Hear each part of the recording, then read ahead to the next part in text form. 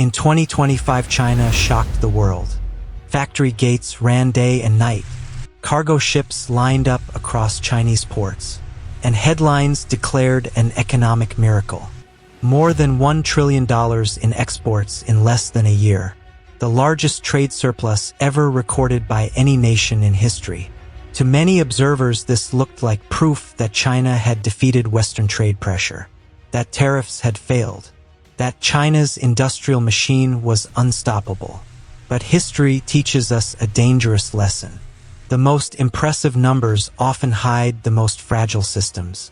Because when we look beyond the headlines, China's export surge begins to look less like strength and more like desperation.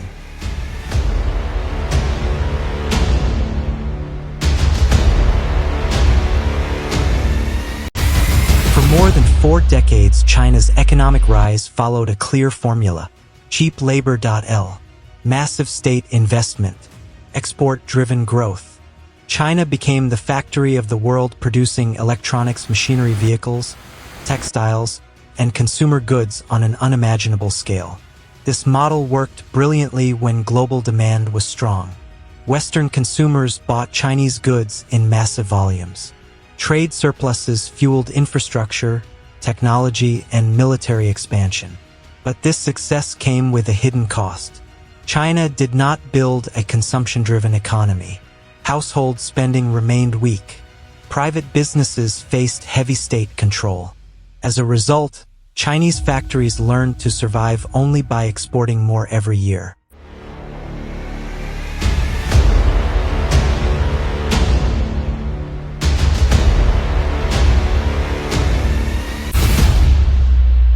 By the early 2020s, Western nations began to see China's model not as cooperation but as a threat.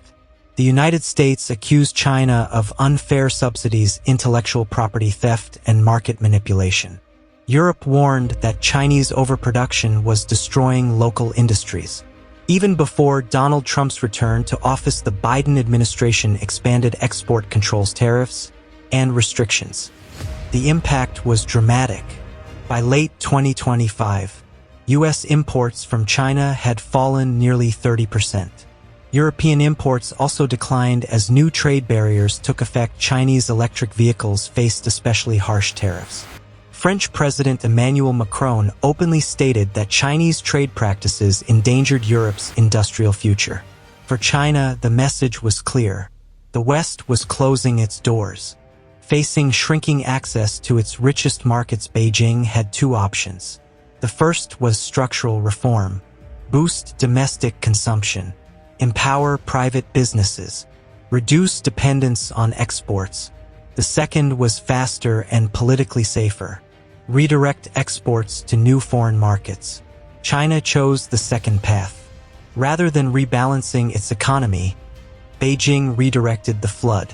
China turned aggressively toward the global south. ASEAN nations absorbed record volumes of Chinese goods. India became one of China's fastest-growing export destinations. Africa, the Middle East, and Latin America saw unprecedented Chinese import flows. October 2025, ASEAN imported more Chinese goods than the US and Europe combined. China exported $53 billion in goods in a single month to these regions. On paper, the strategy looked brilliant, but economic reality tells a different story. The global south cannot replace Western demand. ASEAN's total GDP is less than 1/10 of the combined U.S.EU economy. India's economy, while growing, remains far smaller than America's or Europe's. These markets simply do not have the purchasing power to absorb China's industrial output. Indefinitely worse still, these nations have their own ambitions. They want factories. They want jobs. They want industrial independence.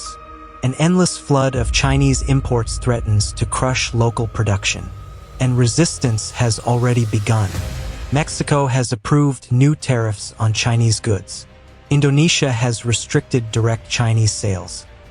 India has repeatedly warned about its exploding trade deficit, with China now near $100 billion. These countries are sending a clear signal. They will not sacrifice their future industries for China's surplus. The same resistance China faced in the West is now emerging elsewhere. At the heart of the crisis is overcapacity. China produces far more than its own people can consume. Exports are no longer optional, they are essential for survival. This leaves China dangerously exposed to foreign decisions. Any tariff, any restriction, any political conflict. The International Monetary Fund has warned Beijing for years. Strengthen household consumption, support private enterprise. Reduce reliance on state-led industrial expansion. Chinese leadership has acknowledged these warnings, but reform threatens political control, and so change remains limited. China's export surge in 2025 is not proof of invincibility. It is proof of imbalance. Shifting exports from one region to another does not solve structural problems. It only delays them. Today, China's factories are running at full speed. Tomorrow, they may face a world unwilling or unable to buy. The real question is no longer whether China can export more, but whether the world can absorb it.